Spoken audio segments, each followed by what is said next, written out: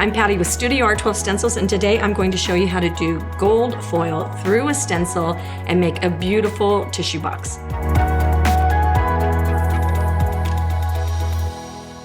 What's so great about a wood tissue box cover is that when you have ugly art on your tissue box and you try to pull a tissue out, it just doesn't work. So when you put a tissue box cover, you can do it to decor for your season, your house, your environment, whatever you want.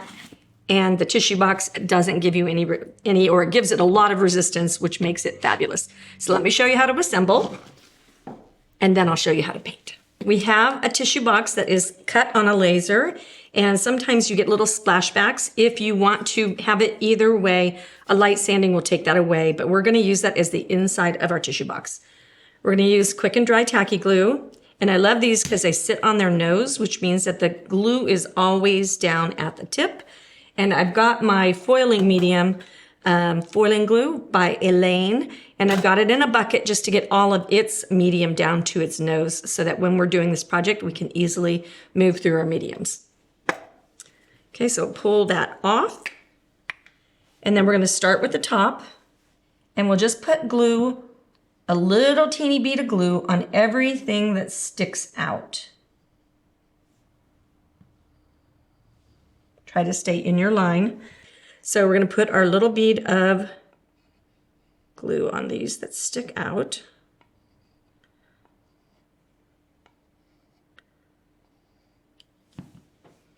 And then we're looking for the one that it fits the best.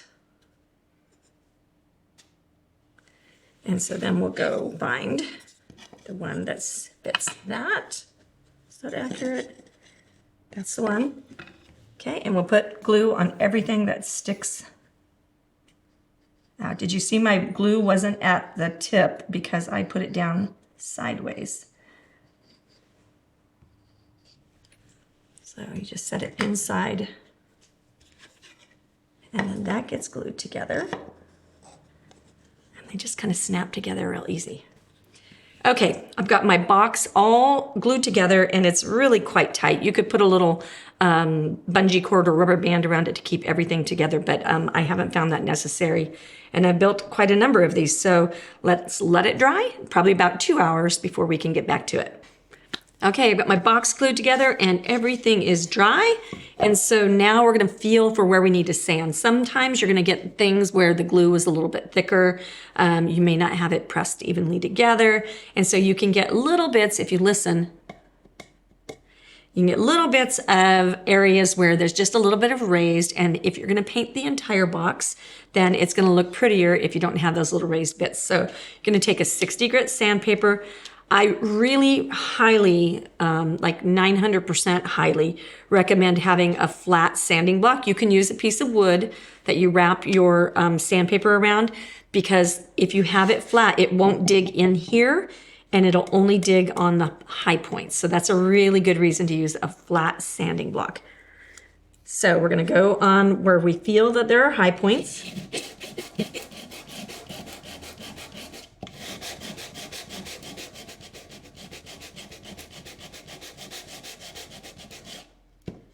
And then we'll brush that off and then listen again. Just barely catching. And then you can take your 220 grit and just smooth that out. And now you have sanded joints. What I found when I was doing all of the tissue boxes, which are on our lives, so make sure that you go catch us on YouTube on our lives, and we did a whole bunch of tissue boxes all together. When we did that, I did some with spackling and all of that, and what I found is when I was base coating, I didn't have to spackle things that were gonna get completely painted, because 3 coats of paint, which is about what you need, will fill the gaps in your box if there are any. So that was perfect. If you do have a heavier gap in something, then you can use some wood filler. Okay, I know that a lot of people think that you need to seal your wood. I am painting on MDF. This is a manufactured medium density fiberboard. And what this means is they take the pulp from the trees that they cut down and all the sawdust, they mix it with the glue and they press the snot out of it.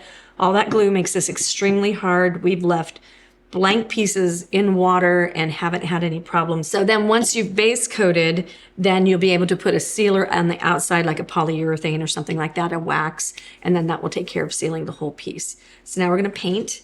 I'm gonna use acrylic paint.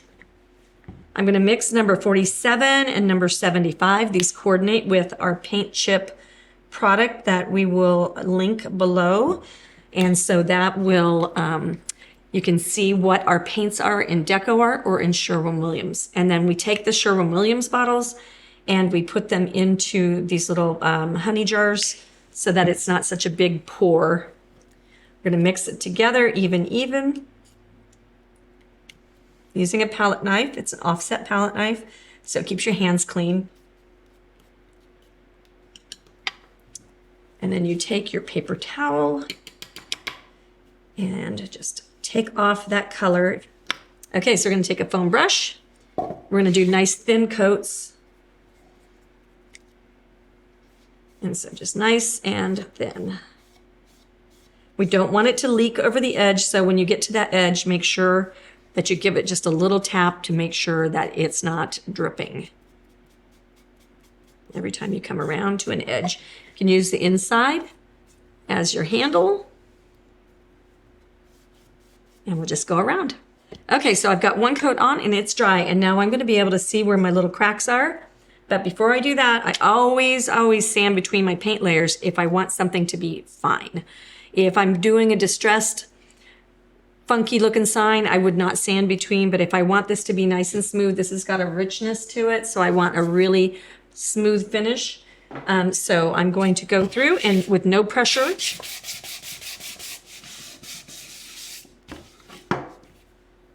Okay, so my little secret cheat on this is I'm gonna take the tip of my brush, put my paint on it, and then I'm gonna go on my surface and I'm gonna just pat that in everywhere where I see any gaps or holes. I'll let it sit there for just a second while I finish the others. And then I'm just gonna smooth over that. And then by the next step, it'll be mostly filled. If you see something you don't like, be sure to go ahead and just do some wood filler. So one of my very favorite tools is a towel. This is from the Dollar Tree. Once you've got all of this sanding and the schmutz on your table, it's a really good idea to have a nice clean towel that you don't care about, $1.25. Throw it in the washer with your other towels, and it just makes a good barrier for anything that might be underneath. If I was spattering, take out a towel, put it down. I'm not gonna worry about my spatters traveling. And so we'll go on here. You can choose your side, whichever side you think looks the best. And I think I like my oval side facing. So I'm gonna choose this side. And then we're gonna center our stencil, which is super easy because it's like the size of my tissue box. And you could do this design on all four sides, or you could just do it on the one side. And you want to be careful, like this is just barely dry paint. So I'm going to tape on the bottom on both sides, and I'm not going to tape up on the other side because I don't want to tape on fresh paint because that sometimes can peel and lift. This feels pretty locked down, but I just don't want to be, I want to be careful. All right, so we are going to use the Aleene's foiling glue. We'll take the lid off, just put out a volume of it, and then we're going to use our daubers, and we are going to stipple on. I'm going to daub off on the paper towel so I don't have any big globs, and we're going to stipple. I'm going to have to hold that down.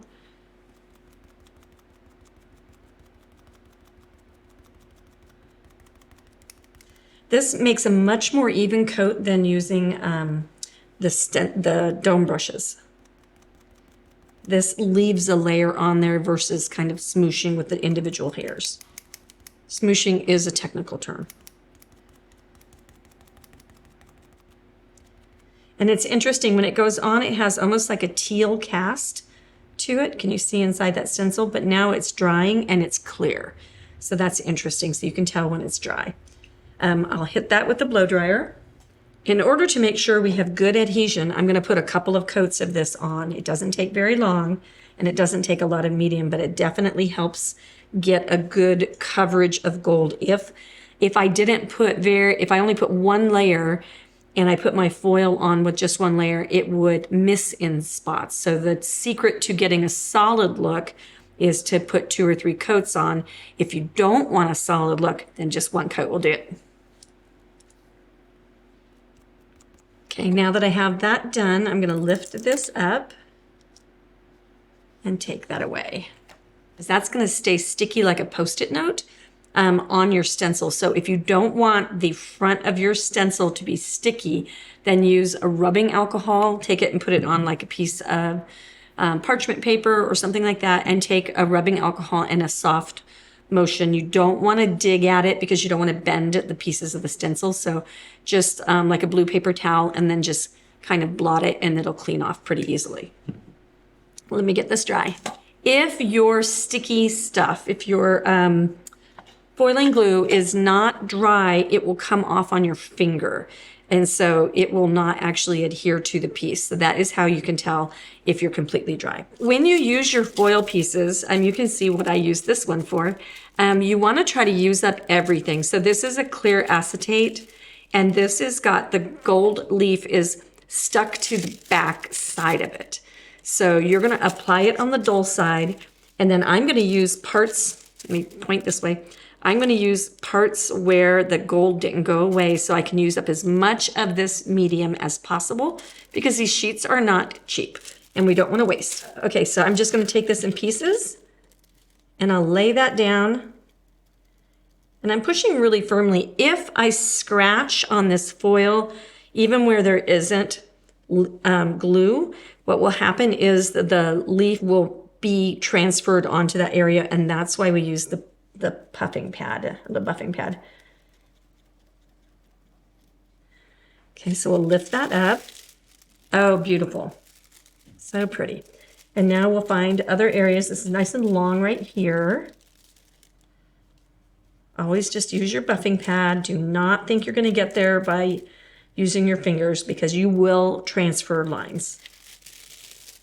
Nice. Okay, and this is a nice long piece right here. And then while I'm in there, I'll go ahead and just rub on the rest of the piece. And then I can go back with a little corner and I can just go get what I missed.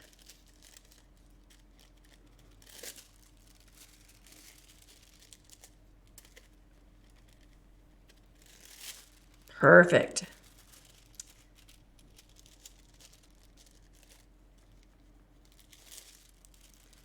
Okay, and some people don't like it to be perfect, so if you don't like that, then don't worry about it.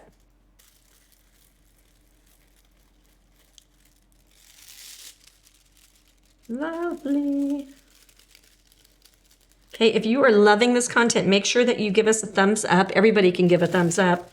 And that helps other people like you find us in the algorithm on YouTube and wherever else you're seeing this video. So that feedback tells those companies that we're valuable content and that you're getting a good lesson. Okay, so what we've done here, I'm gonna take that off of, oh, this is so unattractive.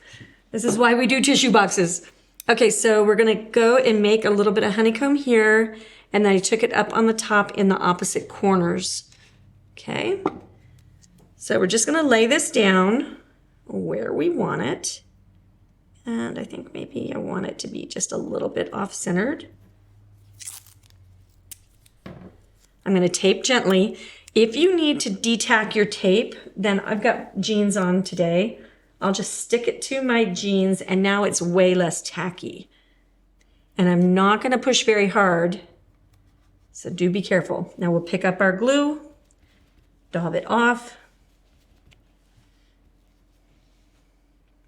And then this is where you're gonna get a little bit of like hard to figure out where to put your fingers.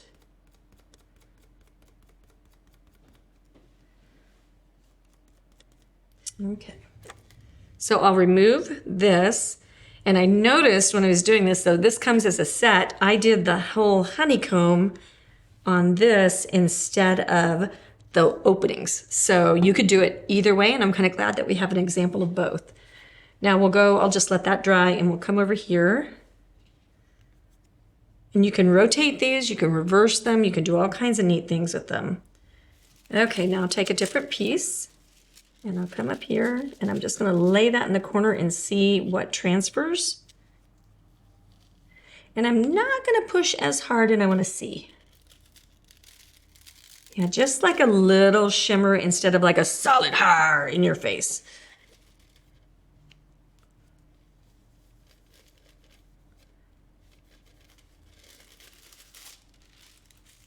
Okay, and so see how that's just a little bit lighter than the other. Okay, now I'll do the top. And we'll do the same thing. We'll just go ahead and wrap.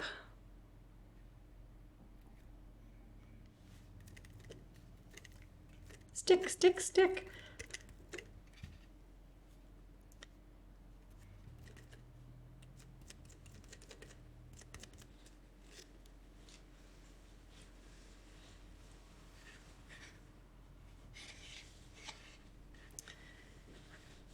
I do think I want it wrapped around this other corner.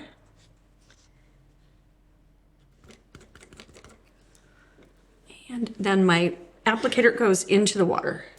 Okay, get ready. I hope you guys are enjoying this. I would love to hear your comments about things that you've done with foil or questions that you have. We'd love to answer questions at StudioR12. And then make sure you subscribe if you're just digging the content.